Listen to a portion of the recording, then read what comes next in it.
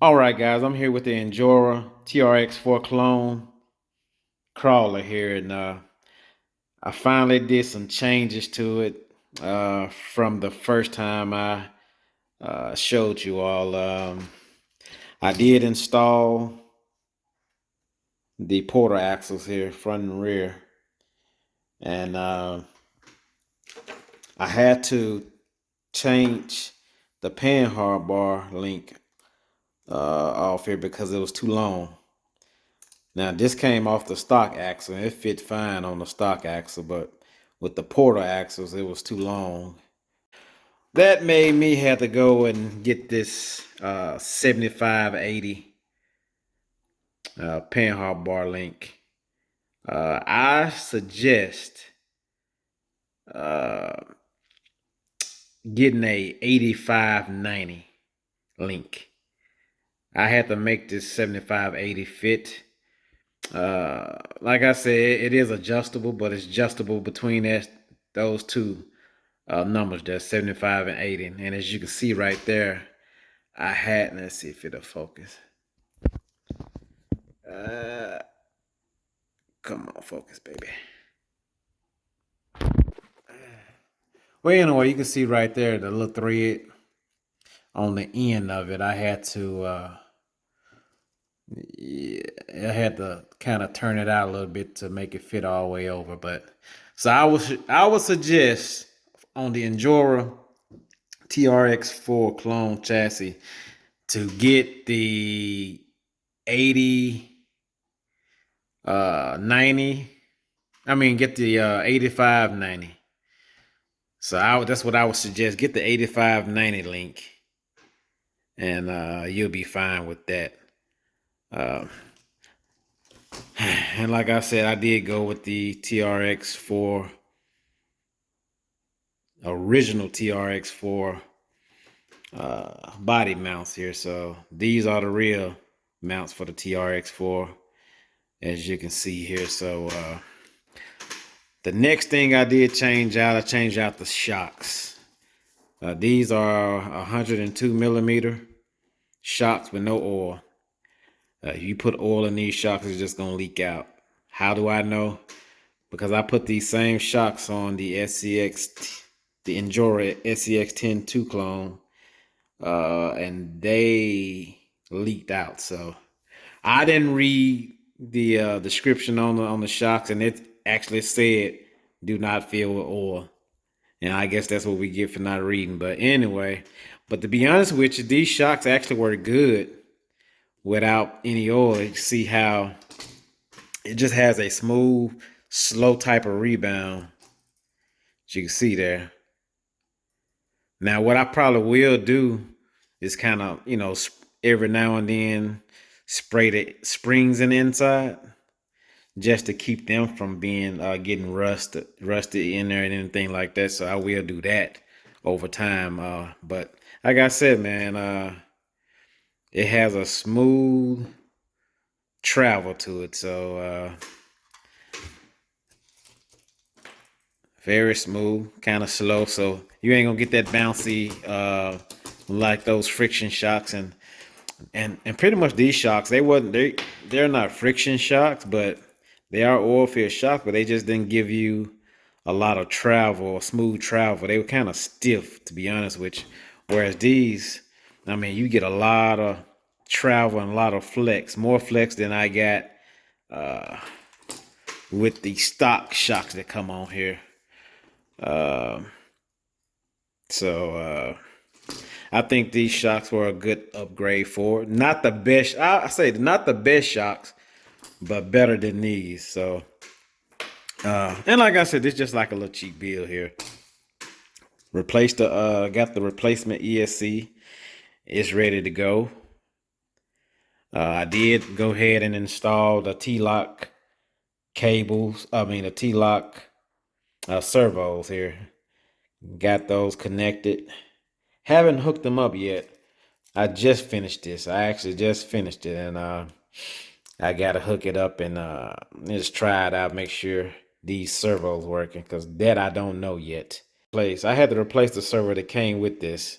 it came with the same plastic servos as these. So I had to replace it with this metal geared servo. And and it works fine. I can shift from low to high easily now. Yeah.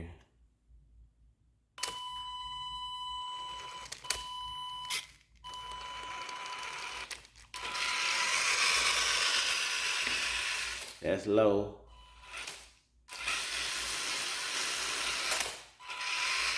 As you see. And here is high.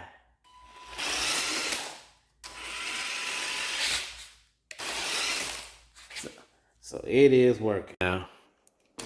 Haven't tested these yet, these plastic gear servos yet, but we're gonna test them out and make sure they work.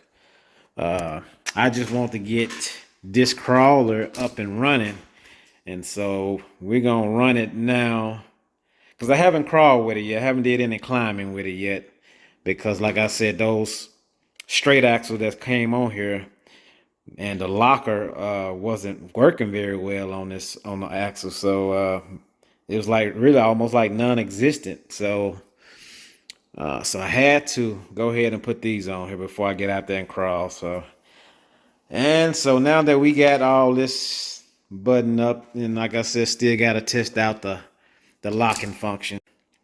So the default position for the T-lock porter axles are in the lock position. So that's the default position for the axles. And so, which is a good thing, just in case the servos don't work. But even if the servos don't work, man, you can always manually push them to unlock them if that's what you want. But like I said, it ain't too many times that I will probably even have them in the unlock position. I just really wanted for the portal action. I just wanted the portal axles, and it seemed like these are the only ones that they really had available for this crawler for direct fit. So they had the T-lock. So I just went ahead and got the whole kit to just go ahead and complete it. So anyway, the next thing to do is just to test this out and see if everything functions right. Like I said, I know that this functions. I don't know about the T-lock axles servos, and I can't wait to see how these shocks actually work out there crawling. But I think it's gonna be very good because, like I said, those shocks that come with it, man, they are terrible. They are terrible, but yeah, I think these will do just fine, and still has a little more before the back wheels lift up off the ground. Yep, so about right there is probably about the max height before the back wheels come up. Yep, so got a little more room. So I think that's a good upgrade for it.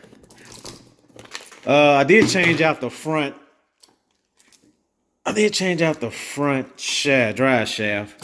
I made a boo-boo taking the stock axle out the front, stripped the screw, and I really didn't feel like at the time. I didn't feel like I stripped the grub screw out of the stock one and couldn't get it off the axle, and that was my boo-boo. And I didn't really feel like at the time, drilling that mess out. So I had this laying around, and I didn't know if it would fit or not. And man, it fits perfect.